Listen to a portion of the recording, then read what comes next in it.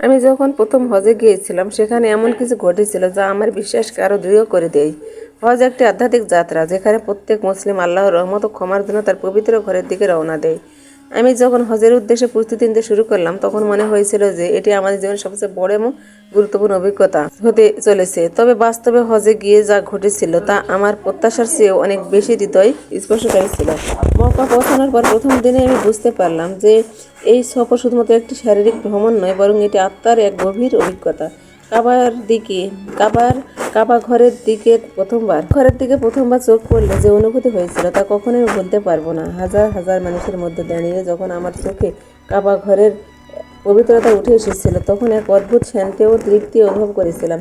মনে হচ্ছিল যেন পুরো পৃথিবী থেমে গেছে আর কেবল আমি এবং আল্লাহ রয়েছি। আমার হৃদয় কাঁপছিল এবং আমি শুধু আল্লাহর কাছে প্রার্থনা করতে চাইছিলাম, হে আল্লাহ, আমি তোমার কাছে ফিরে এসেছি, আমাকে ক্ষমা করো এবং আমাকে সঠিক পথ দেখাও। তার সবচেয়ে মর্মস্পর্শী মুহূর্ত ঘটেছিল তাওয়াফের সময়। কাবা ঘরের চারপাশে একসাথে চলতে থাকা হাজার হাজার মানুষ, তাদের মুখে একই উচ্চারণ, লাব্বাইক আল্লাহুম্মা লাব্বাইক। একটি অদ্ভুত শিরশির অনুভূতি আমার শরীরে ছড়িয়ে পড়েছিল। তখন আমি অনুভব করলাম জীবনের লক্ষ্য একটাই, আল্লাহর উদ্দেশ্য পূর্ণ করা। সবার দোয়া, সবার কান্না, সবার তাওয়াফ সবকিছু এক অদ্ভুত একাত্মবদ্ধতা তৈরি করেছিল। তখন মনে হচ্ছিল পৃথিবী যত বড়ই হোক সবাই আল্লাহর সান্নিধ্যে ফিরে যাইছে। এই অনুভূতি আমার বিশ্বাসকে অনেক গুণ শক্তিশালী করেছে।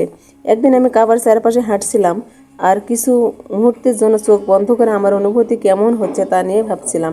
এমন সময় হঠাৎ করে পাশের এক বৃদ্ধা নারী, যার বয়স ছিল ৭৭-এর কাছাকাছি, তিনি খুবই শোকাহতভাবে কাঁদতে শুরু করলেন। তিনি আল্লাহর কাছে দোয়া করলেন, হে আল্লাহ, আমার জীবনের সব দুঃখ এবং সব কষ্ট তুমি দয়া করে নাও। আমি তোমার রহমত চাই। আর কান্না এবং দোয়া আমাকে গভীরভাবে স্পর্শ করেছিল। তার চোখের মধ্যে এক ধরনের দৃঢ় বিশ্বাসে পরিপূর্ণ আত্মসমর্পণ ছিল। এই দোয়া শুনে আমি নিজেও একটু কাঁপছিলাম এবং ভেবেছিলাম এত কষ্টের মধ্যে আল্লাহর প্রতি আত্মবিশ্বাস কি অসীম নয়? তার কান্নার মধ্যে যেন আল্লাহর রহমত ও শক্তি অভাব দূর করছিল।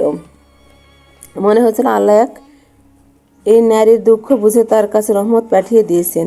আমি তখন দৃঢ়তার সাথে আল্লাহর প্রতি আমার বিশ্বাস বাড়িয়ে নিয়েছিলাম, কারণ আমি জানতাম আল্লাহ আমাদের সবাইকে তার রহমত থেকে বঞ্চিত করেন না। একদিন মদিনায় গিয়ে মসজিদে নববীতে প্রার্থনা করার সময় আমি যেন আল্লাহর নিকট অল্প কিছু সময়ের জন্য পৌঁছাতে পেরেছিলাম।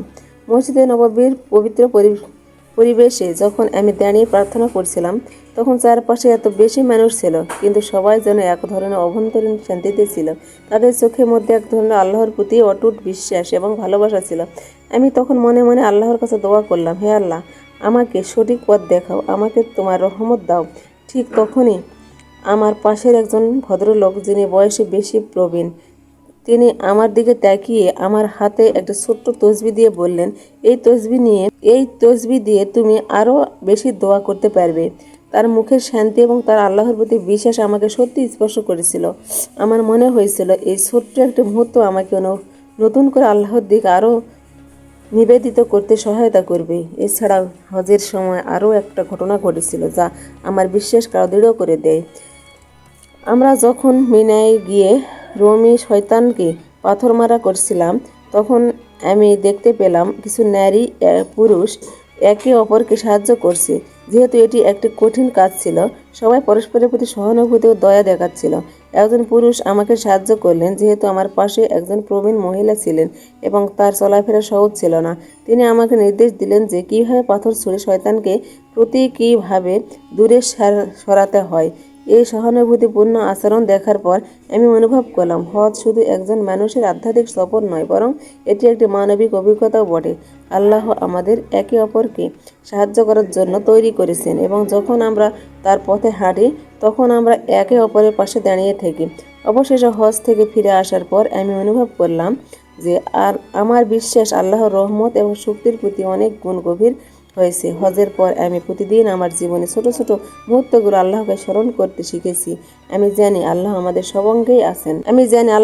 সঙ্গেই আছেন এবং তার রহমত ছাড়া কোনো কিছুই সম্ভব নয়। তার সান্নিধ্য আমার সব দুঃখ এবং কষ্ট ভুলে যেতে পারি এবং তিনি আমাদের জীবনে প্রতি মুহূর্তে সাহায্য করেন।